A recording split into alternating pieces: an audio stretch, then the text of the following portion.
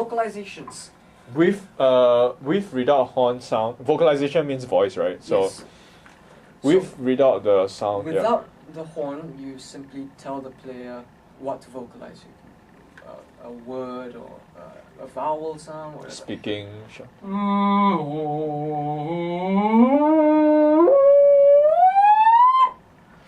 That is can be very useful.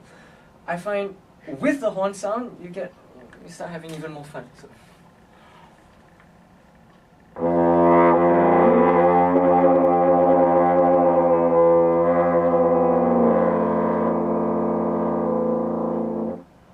This would be a very basic multiphonic. When you mention multiphonics to any brass player, by default that is what it means. Oh. Okay. Which is playing and singing at the same time. You can sing the lower note and play the higher note, but usually this is significantly more difficult.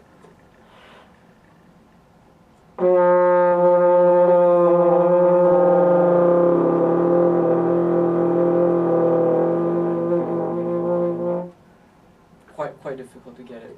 So if what you're going for is a very nice resonant chordal sound, I would I would aim for the largest possible interval between the played note and the sung pitch, because as well as going for obviously consonant intervals, a major 10th, octave, perfect fifth. Always much easier if the played note is lower than the sung note. Okay. Inverting that can be done, but is significantly more difficult to center both pitches. Yeah. Even male-female voice. Even for male-female voice, like multiphonics have been used at least since the classical period, as far back as then. Wow. Okay. Yeah, the Carl Maria von Weber. So it's always multiphonics. Horn notes below, voice at the top. Played note below, voice at the top. That would be the recommended arrangement. And for the most resonance, you want quite a nice big interval. So.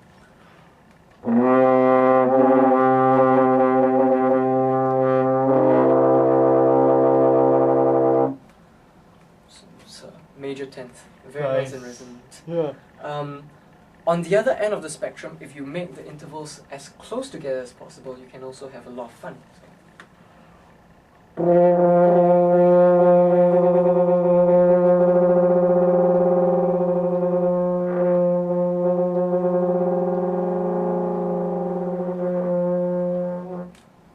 So what we're playing there is the beating between the two notes that adjusting from unison to just slightly off and unison, so on and so forth. The beating is, for me, what is interesting in something like that.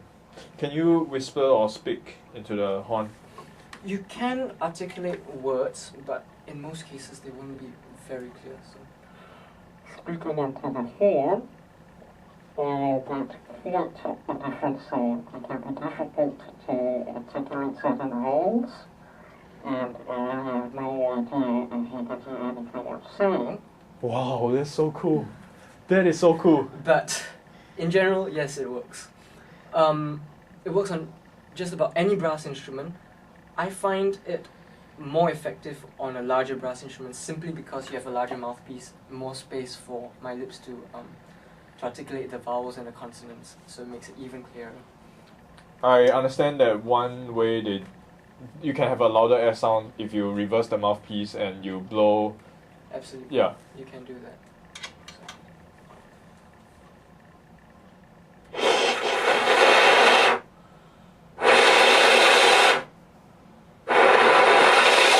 Wow. Okay. Those in combination with a valve flutter to get even more sound. But yes, it is much louder as compared to.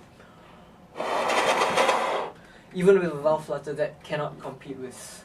Like you were using a lot of force, but the sound is still no way near the Yeah, I can do anything. I can try hand off the bell, bells up, valve flutter. It's just not going to be much, as opposed to doing this. This is just, for whatever strange scientific reasons, just so effective.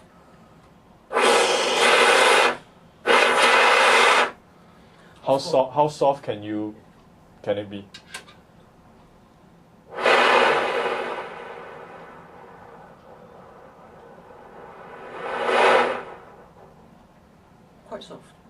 can do indiscriminate contours. Yeah.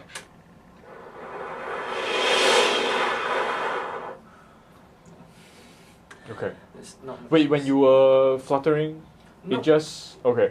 all you get is a.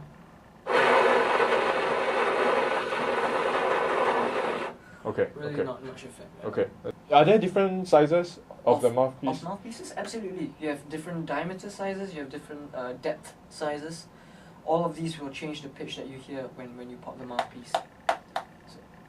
Why is it based on player lips? Like why It would is- there be so many different mouthpiece? Rim diameter is very much a issue of the player lip size. If you have thicker lips, you want a bigger mouthpiece diameter I just see. so you can get your lips into it.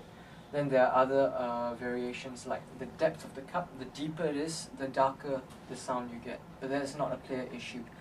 I see. When it comes to thick and thin lips, the other consideration is also the shape of the rim.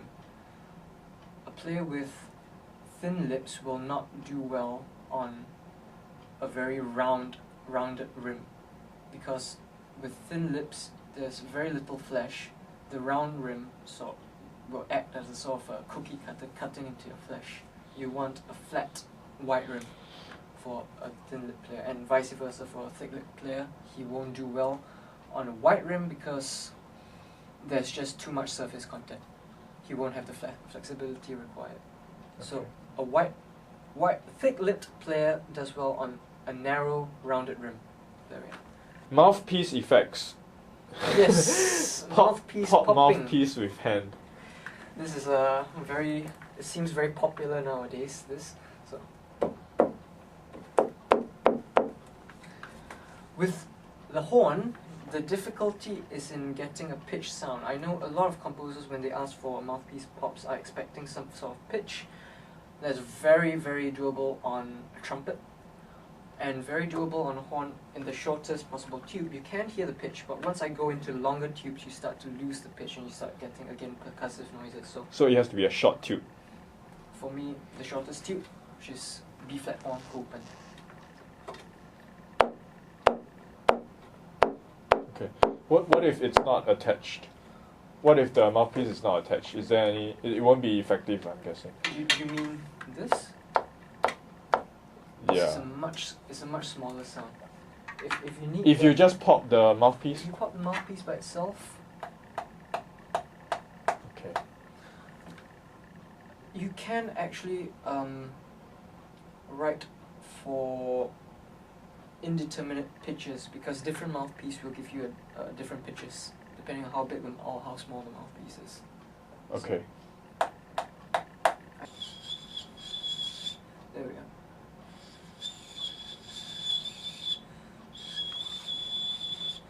There we go.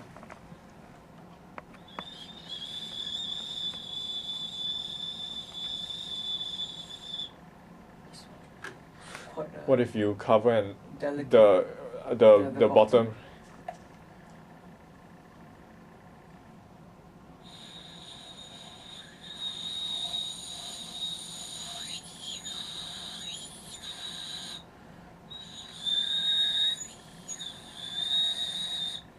Yes.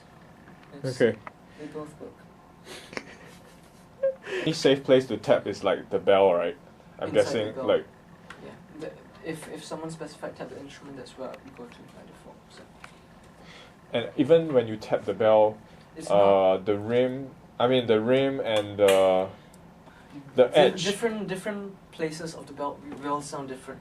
So on the inside, a very dull sound, towards a much more resonant ringing sound.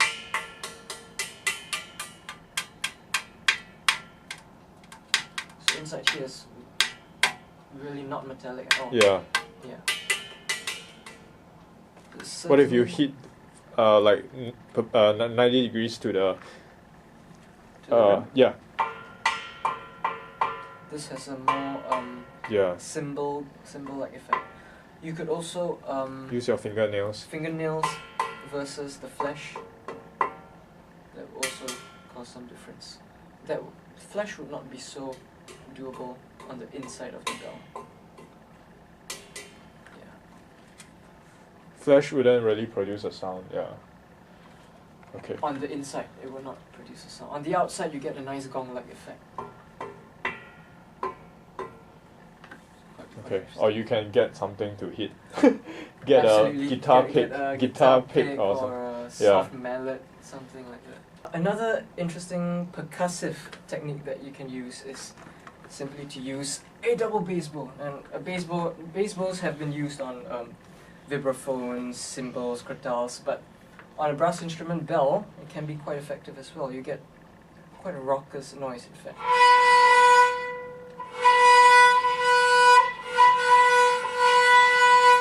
Of course, with this sort of thing, you don't really notate a specific pitch because the pitch will be different with every different horn. But in my case, I can get two pitches and that higher one. Well, how do you get the higher? So, I mean, how do yeah? So the difference was simply the amount of pressure I was using. When I press really hard, I get the low pitch. Yes. And with less pressure, the high one.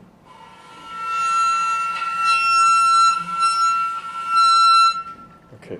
Another technique that can be quite useful, and this applies to all brass instruments, is to simply play with the brass instrument bell into a piano.